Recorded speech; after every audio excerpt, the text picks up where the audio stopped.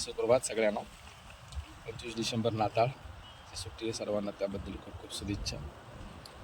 सध्या आम्ही आहे पांडवलेणीच्या शिखरावर, टॉपवर. आणि पांडवलेणी नाशिकचं जे वैभव आहे त्याचं मुख्य आकर्षण म्हणजे पांडवलेणी. त्रिरश्मी डोंगरावर स्थित ही पांडवलेणी जवळपास 2000 वर्षापूर्वीची आहे. आणि सकाळचं जे वातावरण आहे ते खूप सुंदर आहे, नयनरम्य आहे. आणि आजचं जे सूर्यदर्शन आहे आम्हाला ते या पांडवलेणीवरून झालेलं आहे.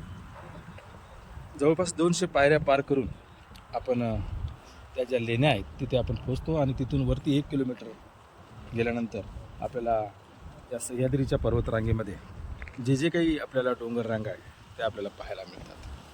अनोखं रूप आहे.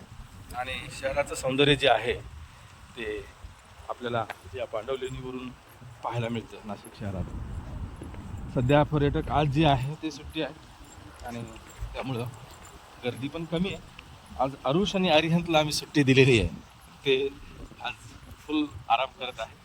त्यांची इच्छा होती पण मीच त्यांना नको सांगितलं.